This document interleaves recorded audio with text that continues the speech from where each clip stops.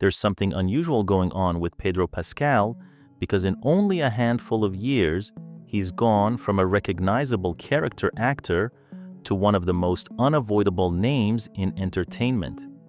In the last month alone, he's appeared in 3 major films: Materialists, Eddington, and Fantastic Four.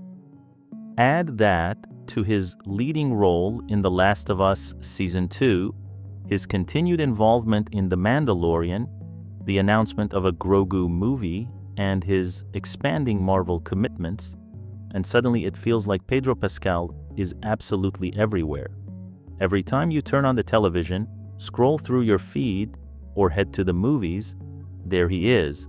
His presence is constant, and some people feel it's almost overwhelming. So what explains this? What's the secret formula behind his rapid takeover of Hollywood? Pascal has given his own explanation in interviews. He's admitted that anxiety plays a major role in how he works. Quote, "There's a certain level of anxiety that helps me do good work. It keeps me aware of the things I need to focus on. I've dealt with anxiety since childhood, so it's part of my chemistry. I don't know who I'd be without it. I manage it, but it's part of what makes me, me." For him, anxiety is not just a weakness. It's also a tool. It keeps him sharp, forces him to prepare, and pushes him to perform at his best. When it grows too intense, he says, he turns to physical closeness and affection as a way of grounding himself. This narrative has become central to his image. The superstar who is still relatable, the leading man who is vulnerable, Hollywood and the media highlight it often, framing him as the likable, approachable guy who struggles with the same issues many people do. But online, not everyone sees it as authentic. Some fans and commentators believe that this story has been amplified and polished by his team, crafted into a perfect public persona that lets him appear wholesome and sympathetic, even as his fame explodes. The Fantastic Four press tour only fueled this perception. Videos of Pascal and co-star Vanessa Kirby went viral, showing the two constantly hugging, touching, and sharing playful banter. At one point, she stroked his face. In another, he wrapped his hand around her in a way that sparked endless speculation. To many, it looked like harmless chemistry. But others pointed out that Kirby was pregnant with her fiancé's child at the time, and the constant closeness raised eyebrows. Was this just friendship, or was it something more? Either way, it kept people talking, and the clips spread across social media like wildfire. This wasn't the first time such interactions drew attention.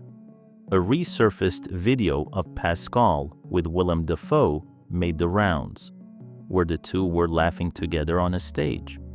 Pascal briefly touched Dafoe before engaging warmly with Willem's wife, which some viewers described as flirty. Dafoe's expression quickly shifted from amused to serious, fueling speculation. The clip itself is too short to prove anything, but it added to the growing list of viral Pedro moments that the internet dissects. Other examples exist too. On a red carpet, Pascal hugged Sarah Paulson tightly, rubbing her arm while whispering into her ear. Some thought it looked like friendly affection. Others called it uncomfortable. Because the clip was brief, no one really knows, but that didn't stop it from going viral. Dakota Johnson has also shared playful stories, like Pascal borrowing her clothes, which the media painted as quirky. Online, though, people debated whether it was endearing or strange.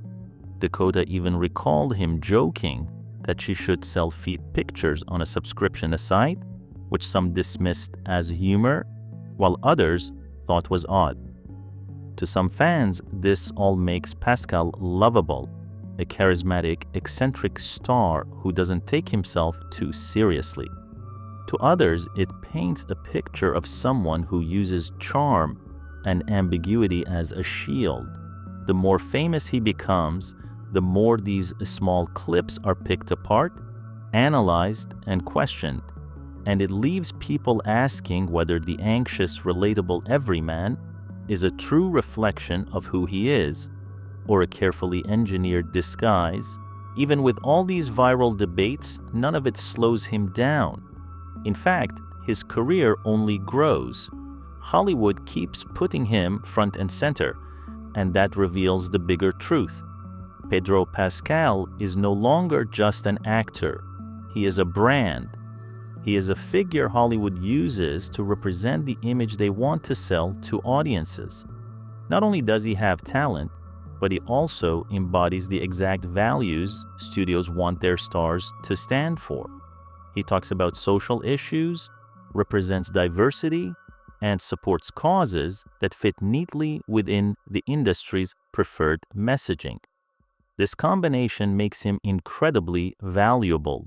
He is bankable at the box office, adored on social media, and aligned with the cultural narratives Hollywood pushes.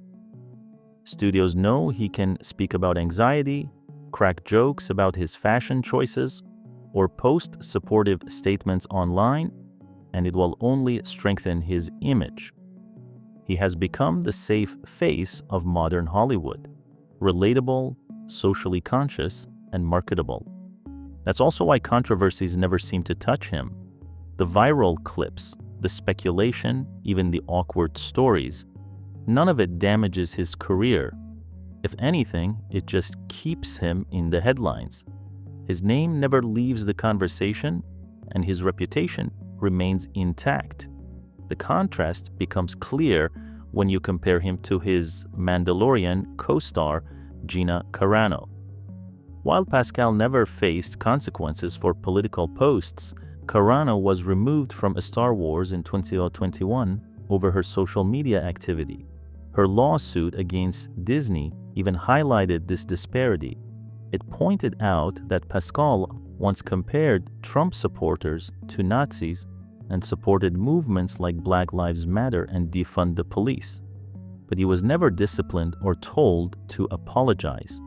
Carano, on the other hand, was immediately dropped and effectively blacklisted. Today, she is nearly forgotten, while Pascal is thriving more than ever. This shows how Hollywood views Pascal as someone they can trust to always say the right thing. His political statements never hurt him because they always align with the industry's stance. He will speak out on issues when it's useful, but never in a way that threatens profits. For example, in April 2025, Pascal called J.K. Rowling's support of an anti-transgender court, ruling heinous loser behavior. Then just a month later, at the Cannes Film Festival, he spoke out against U.S. immigration policy, urging people to resist fear and keep telling stories. To some, these comments seemed random, but to others, they were perfectly aligned with the moment and with what Hollywood wanted to project. It isn't about genuine activism, it's branding, and Pascal is perfect at it. He even appeared in the infamous celebrity Imagine video during lockdowns, singing along in what many people found cringe-worthy. But moments like that show why he's so valuable. He's always part of the collective messaging, the Hollywood choir singing the same tune. And maybe that explains why Pedro Pascal feels untouchable. No matter what odd clips surface, no matter what speculation appears, his career keeps accelerating. Even controversies seem to serve as free promotion, fueling more discussion around his projects. Some people even believe that the attention he and Vanessa Kirby attracted on the Fantastic Four press tour wasn't accidental at all, that the viral buzz was a strategic way to generate interest in the film. Whether or not that's true, it's clear the publicity didn't hurt him. Everything about Pascal's public presence seems finely tuned. His fashion choices make headlines. His openness about anxiety keeps him relatable. His political remarks are strong enough to look principled, but never risky enough to backfire. He plays the eccentric Hollywood star, but always within carefully drawn boundaries. As a result, he rarely faces real criticism, and he only gains more opportunities. Meanwhile, the internet keeps compiling clips and stories, pointing out patterns in his behavior. From his habit of hugging co-stars, to whispering at red carpets, to quirky anecdotes from friends, these moments keep going viral. Each one is debated, memed, and shared millions of times, and each one adds to the sense that something about Pedro Pascal just doesn't quite add up. It's why online comments often say things like, "I've never seen a 50-year-old man act like this before," or joke that his anxiety is really just an excuse for being overly touchy. People can't prove anything, but the feeling that something is off spreads wider every time a new clip goes around. But from Hollywood's perspective, none of this matters. Pedro Pascal is too valuable. He is more than a performer. He is a symbol. To studios, he represents progress, diversity, relatability, and box office success all rolled into one. Casting him is a safe bet, not just financially, but politically. He is exactly the kind of star Hollywood wants to showcase right now. That's why even as the internet debates him endlessly, he remains protected. That's why, no matter how many awkward clips go viral, he still gets every major role. And that's why his rise shows no sign of slowing down. For Hollywood, Pedro Pascal is not just an actor, he's a brand. He's a carefully constructed figure designed to embody the image the industry wants to project. And until that changes, his omnipresence is here to stay.